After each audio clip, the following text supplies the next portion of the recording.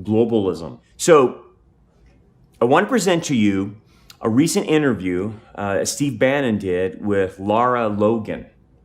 And I want you to listen to it. I'm going to come back because she's going to tell you what some of her inside information, people on the inside of the globalist system have said to her about this. Is the border of the United States not only not secure, but is there definitionally an invasion of this country, ma'am? The border is wide open because we are living under a globalist policy of open borders. So there is no border security to speak of. Weapons are flowing across, drugs are flowing across, people are flowing across, money is flowing across, illicit funds, and so on and so on. I mean, everything that comes with an open border is what's flowing. And the reason it's happening, Steve, it's not just an invasion. It is an invasion, but an invasion that is part of a long-term plan and political ideology to obliterate the sovereignty of this nation and change the way the world looks forever. It's not just America's sovereignty that's on the chopping block. It's sovereignty all over the world. It's just that this is the place that is the light and the guide for the whole world. And so this is the country that has to fall first in order for the other countries to fall. And what I learned from a source who is a very unique source, having infiltrated the globalist cult at the UN level, is that he was in high-level meetings that required a number of security clearances where they actually discussed the plan to bring 100 million people into the United States in order to pave the way for a regional government of US, Canada, and Mexico. And that was to bring in 100 million people from Latin American countries together with a strategy of creating these cartels, making life unbearable. It's called a push-pull strategy, where they push all these people out of these countries where it's unbearable living like this, and they pull them into the United States. And then once you reach that critical number of over 100 million in this invasion, they will then propose that, well, for your family and friends back home who need, you need ease of travel, they need a better life, and so on and so on. And we can do all this better with a regional government than we can with a US government.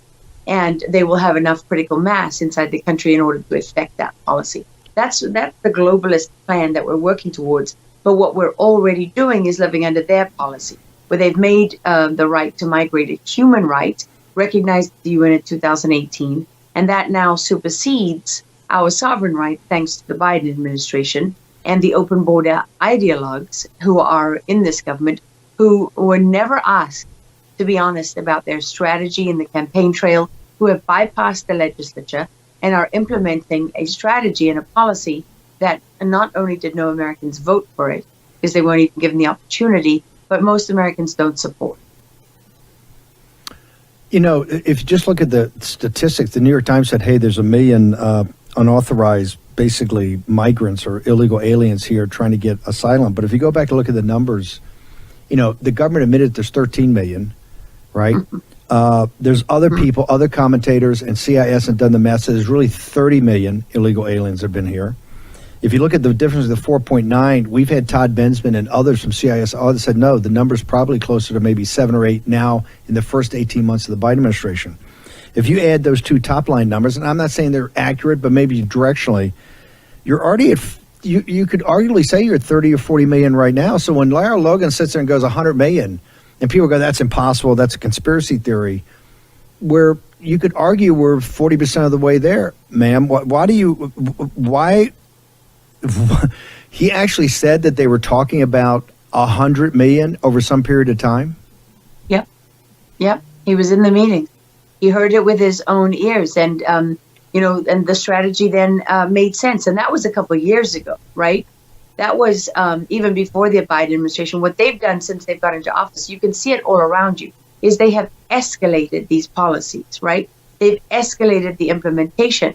And, there are a number of people in intelligence and others who I talk to who say the plan was that Trump wouldn't exist, right? It would go from 8 years of Obama to 8 years of Hillary to 8 years of another Democrat to never seeing another Republican administration. So if you look at this as a long-term plan over several administrations, in fact, even Democrat and Republican, because both have failed on the national security element of the border, then what you see is that this plan is not very far away, and it's not it's not at all unrealistic. It's obvious to anyone with eyes. I mean, Texas is overrun. The reason they're sending, So did you catch what Laura said?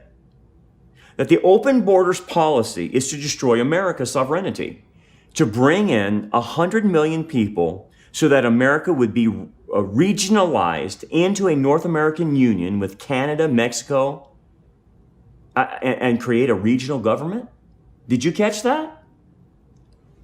So that's why they're allowing illegal immigration. They're wanting to create enough chaos and break the system with so many people that America is going to say, we can't support it all. We're going to have a regional government take care of this with Canada, America, and Mexico. That is right out of the playbook of the globalist.